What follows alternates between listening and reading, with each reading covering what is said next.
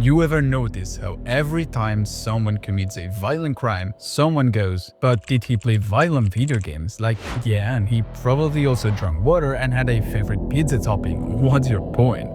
For decades, we've been hearing that video games rot the brain or train.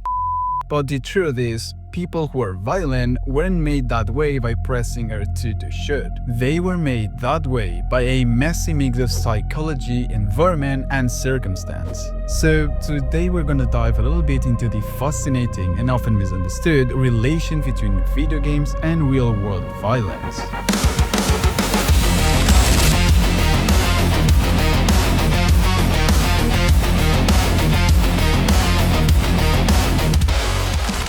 Now, there's a reason that this idea won't die. It feels intuitive. You see a kid playing GTA or Call of Duty for 10 hours straight, mowing down digital civilians, and your brain goes, oh, that cannot be healthy. And that's actually part of how our minds work. We confuse simulation with causation. And we usually think that because someone is exposed to violent imagery, they will naturally imitate it. Psychologists call this observational learning, and it's been around since the boo-boo doll experiment in the 60s, where kids who saw adults hitting a doll were more likely to hit it too. But here's the thing. A doll isn't a human, and pretend violence isn't a real aggression. Most players understand that games are fiction, they are interactive stories, a place to express impulses safely, not to carry them out. If you think about it, violent games might even drain aggression. You blow off steam, not people. It's like therapy, but with extra steps and headshots. But let's be honest, we do enjoy it. There's a reason we all felt a weird thrill the first time we chainsawed a locust in Gears of War or stealth-killed someone in Dishonored. So what's happening psychologically? Why do we enjoy virtual violence even if we're not violent people? One big theory is catharsis, that playing violent games let us release aggressive feelings in a safe environment. Instead of yelling at your boss, you go home, hop on Doom Eternal, and tear through demons, while Mike Gordon's soundtrack convinces you that yes, you're the chosen one. It's a release valve. And when you're done, you're calm, relaxed, and slightly deaf from the soundtrack. Another reason is competence. Humans are wired to enjoy mastering systems. When a game rewards you for precision, strategy, or fast reflexes, even if it's through combat, your brain dumps dopamine. You're not thinking, I love violence, you are thinking, I'm good at this, and that's satisfying. Violence in games is often just the language that competence is frightening. When you beat a boss or outsmart an enemy, it's not about killing, it's about winning. Then there's the taboo factor.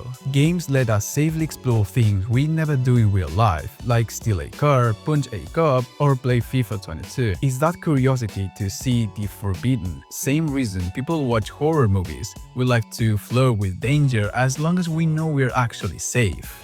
So no, playing Manhunt doesn't mean you want to someone. It just means you have a morbid sense of curiosity, and Rockstar decided to monetize it. And speaking of Manhunt, the part that everyone loves to bring up, games like Hatred, Postal 2, and Manhunt.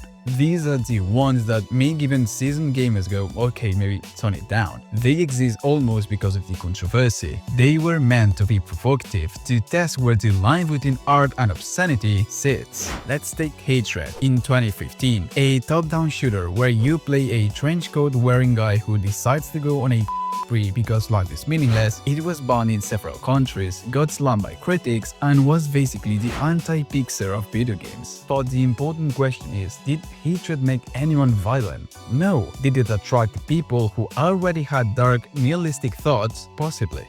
But that's correlation, not causation. These games often reflect violent fantasies that already exist in our culture. They don't create them. It's like a horror movie that pushes your limits. Most people play it, feel uncomfortable, and move on. The people who don't move on, they are the ones whose internal state was already unstable. Which brings us to...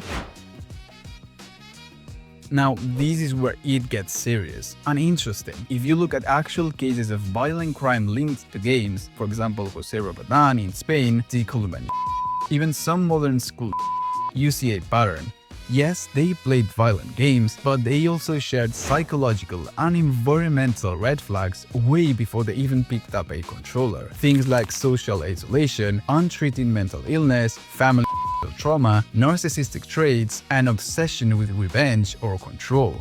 Violent individuals aren't created by games, they are often searching for a stage to act out what's already inside them. Games, movies, books, they can all become symbolic outlets for someone's distorted worldview. A distorted mind doesn't need inspiration to commit violence, it needs a pretext. That's why you will see some reference a video game, a song lyric, or even a movie because it gives their delusion a costume. If Jose Rabadan hasn't fixated on Final Fantasy VIII, which he actually never ended, it might be something else, a comic, a novel, a TV show. The immediate focus on which game he played misses the fact that he was a mentally unwell teenager in an environment. But enough theory. What does the research say? Across hundreds of studies, the consensus is clear. There is no proven causal link between playing violent video games and committing real acts of violence. Sure, some short-term studies show minor increases in aggression,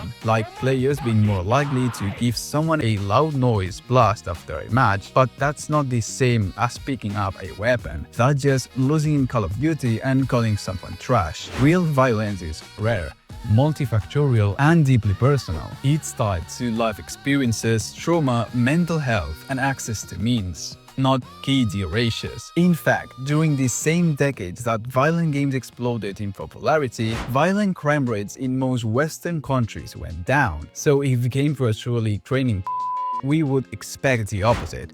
And yet, we're still here, mostly arguing about balance patches and pre-orders, not burning bodies. And here's the nuance. Violent people do often like violent games, not because those games made them violent. Psychologists call this selective exposure. People choose media that fits their existing personality and mood. So someone with aggressive traits might be drawn to games where aggression feels powerful or justified. That's not transformation, that's just reflection. Just like how anxious people might prefer calm games or control freaks love strategy games. The content we consume mirrors who we already are. That's why someone like you can play Doom and go to sleep happy, while another person might play hatred and see it as a validation of their worldview. The difference isn't the game, it's the player itself. Now, to be fair, video games do change our brains, but not indeed turning you into a mode way. Functional MRI studies show that gaming activates reward centers, special reasoning areas, and sometimes desensitize you temporarily to violent imagery. But that's not you lose empathy forever. That's just your brain saying, okay, you've seen this before, it's not real. It's like surgeons not fainting at the sight of blood. Exposure changes tolerance, not morality. In fact, some studies even show that gaming can increase empathy, especially narrative-heavy ones like The Last of Us or Life is Strange, because you are literally walking in someone else's shoes or still crouching in them. So games are psychologically rich. They are emotional laboratories, not brainwashing machines. Even though science says no, the myth keeps going because it's emotionally satisfying. When a tragedy happens, people want answers. It's easier to say he played violent games, that he was failed by society, and a lifetime of trauma. Video games are visible, they're modern, and they're different, and that makes them the perfect scapegoats. But that's like blaming pain for a bad artist. And now let's be brutally honest. When someone's life is full of isolation, pain, and untreated issues, the danger isn't the media they consume, it's the silence around them. Games can be a refuge for lonely people, but if that refuge becomes their only escape, it can amplify whatever's already fostering inside. That's not the fault of the game. It's the absence of support around that person. We don't need fewer video games, we need more conversations, more mental health access, and less stigma. And here's the kicker. Many games actually teach you moral reasoning better than some school does. Think about The Witcher 3. Every quest is basically a moral dilemma disguised as a monster hunting. Or Spec Ops: The Line, a game that punishes you emotionally for blindly following orders. Even Red Dead Redemption 2 shows you this low decay of a man consumed by violence. Violence in this game isn't glorified, it's contextualized. And that's a powerful storytelling tool, not indoctrination. Even games like GTA, which everyone loves to call simulations, are often just satirical. They're not saying crime is good, they are mocking the absurdity of a society obsessed with fame, greed, and power. If anything, they reflect our world, not the other way around. So, to wrap all this psychologically together, researchers have narrowed it down to a mix of genetic predispositions, early trauma, social isolation, ideological or personal obsession, and access to means. If those things are in place, anything can trigger a violent ideation. A game, a movie, a breakup, but remove those risk factors, and violent media doesn't suddenly turn you into a joker. So when people say games cause violence, what they are really noticing is a coincidence sitting on top of a psychological iceberg. If games really cause violence, the world would look very different. You'd have millions of Minecraft players out there punching trees for resources. Half of us would be a professional assassins thanks to Hitman. And let's not even start the Sims players, we'd all be salty about removing pool ladders for sport. But we're not. We're just people enjoying stories, competition, and a good dopamine hit. The violent ones, they were broken before they picked up the controller. So let's boil it down. Games don't create violence. They reflect our fascination with it, help us process it, and sometimes mock it. They can influence mood, sure, but so does caffeine, traffic, or a bad day. Violence in game isn't a problem to fix. It's a conversation about human nature, because as long as humans have existed, we've told stories about conflict, from ancient myths to modern shooters. It's always been about understanding ourselves and not training. So next time someone says games make people violent, ask them, then why aren't you violent? They will have to think about it, and hopefully they will realize the answer. Because violence isn't thought by pixels, it's thought by pain. I hope you enjoyed this video, and see you soon, random internet brother.